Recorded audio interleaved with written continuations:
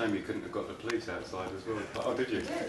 This is Charlie from the Love Police. As you just saw in the footage, which is included in this, there's a big armed police checkpoint outside, which I went to film as well. I'm here in London, which obviously you can tell because I've just been filming the Houses of Parliament with Jacque Fresco, the founder of the Venus Project. So without further ado, let's just launch into asking some questions. Hello Jacque, how are you today? Great. Yeah? Have you just come from India? Yes. How did you find it?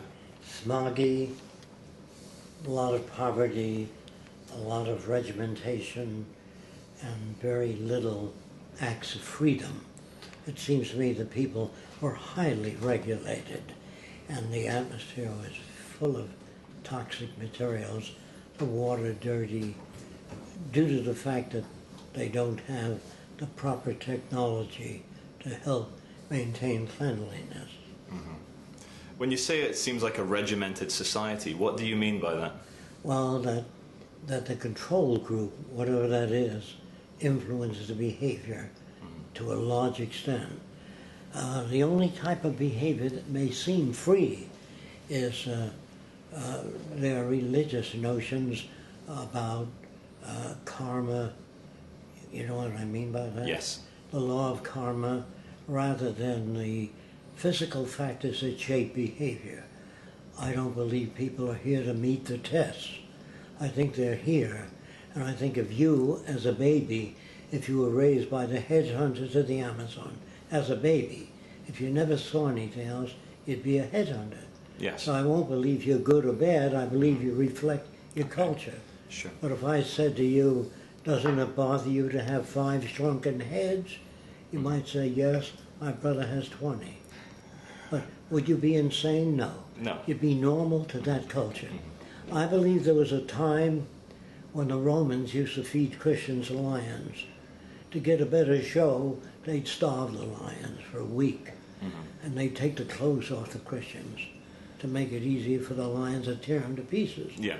And I believe families used to come maybe on weekends to see Christians being fed lions.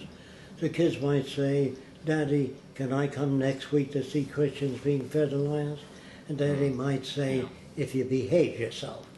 Now, is he insane? Or the kid? No, that's normal to that culture, just like boxing is normal to this culture. Obviously, I'm against boxing because it hurts the brain of the people involved. It gives them less ability to cope with things. So I'm not against boxing as an ethical practice. But people use it as self-defense. I believe if children were appropriately educated in schools, they wouldn't want to watch a boxing match. They wouldn't want to watch a person fly upside down through a hangar. So I ask, why do people do that in the first place? Maybe because they lack recognition, or they want recognition. That's why a guy will do loops near the ground with a girl picking up a handkerchief from the ground, because people are unsane, not insane. Unsane means that's the way you were brought up. You hate Jews, Filipinos, and blacks. That's the environment you come from. I believe if you were brought up in the deep South, you might speak with an American Southern accent. And you might say, I'm going to get me a nigger and I'm going to string him up. That isn't you talking. That's what you picked up from the environment you live in. However, if you lived in a liberal environment and you moved to that area, you can see some of the things. Yeah. But if you've never been brought up to read anything else, you reflect your culture. That's why I don't believe there are good or bad people. I think people reflect their culture, and it depends on what aspect of the culture you've been exposed to. So I don't want to kill capitalists or communists or socialists or fascists. I think if you were brought up as a baby in Nazi Germany, all you see is Heil Hitler, Deutschland über alles, Germany above all. If that's the way you're brought up, it seems normal to you. Yes. So I don't hate anybody. No, absolutely. But even in Nazi Germany, there were thousands, maybe hundreds of thousands of people who, for whatever reason, were able to break free of the operating system of culture. So how do you account for that? Yeah, I personally, Jacque, I don't know yet whether evil exists. I sometimes think it's one big scale from black through dark grey, through to medium grey, through to light grey, through to white. Because we can have one man who rapes a child one day and then goes to work the next day as a firefighter and risks his life above and beyond the call of duty to take 10 children out of an orphanage. And like, is he an evil man? Because he's hurt one child, saved 10 when he didn't need to. He took third-degree burns. But coming back to this idea of good freedom of choice is what you're talking about. Freedom of choice. Why do you think, Jacque, some people are less brainwashed by what Terence McKenna calls the operating system of culture? Why are some people less brainwashed by that? Well, first of all, it depends on your exposure. When I was a kid, I would face the Ku Klux Klan and say, why are you beating up that black guy? He hasn't done anything. They say, he's a damn nigger. So I'd say to them, why are you doing that? And they say, a nigger lover from the north. They don't hear what I've said. No. They're sincere, but they're bankrupt, literally. Yeah. They don't have enough information to ask appropriate questions. I don't look at them as bad or evil. I look at them as victims of culture, just like Nazis. Now, if you were brought up in the South and you lived in the North for some period of time, your behavior is slightly modified. And then you move to France and live there for a while. You, instead of going to the American club, you live with a French family. You live with a German family, and get the feel of their culture. Yeah. So if you understand that a man brought up in Sicily might, if he came to this country, he might say, come on, eat, this is good food.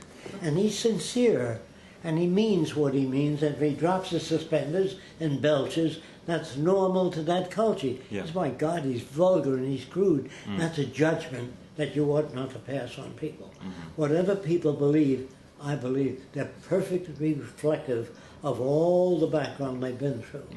Now, when I heard of the word love when I was a kid, I said, well, they kept saying that there should be love and warmth in the world, and I wanted to know what love meant to that person that was using the word.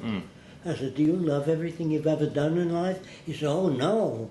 I said, if you live with a replica of yourself, how long would you be together? Yeah. It's not very long. Not very long. So love, sometimes you like yourself, sometimes a little less, sometimes a little more.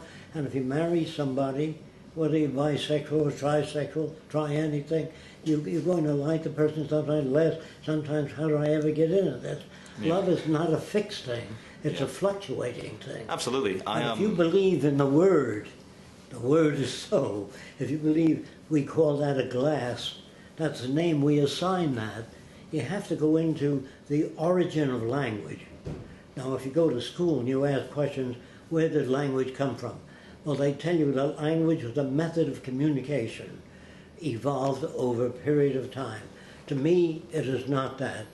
Somebody once banged his elbow and went, he banged his elbow, he ate something good, and language evolved from a series of events that we're exposed to.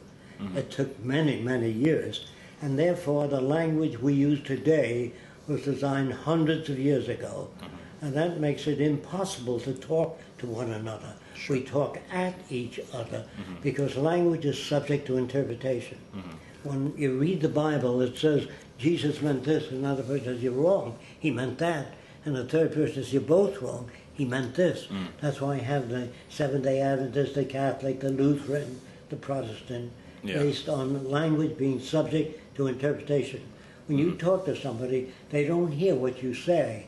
They hear, goes through their head and comes out in relation to their background and linguistic experience. Through the filter of culture to which they're succumbed to. I call it brainwashing. I think all culture is brainwashing. The message that I'm talking about is we have to have a language that's not subject to interpretation.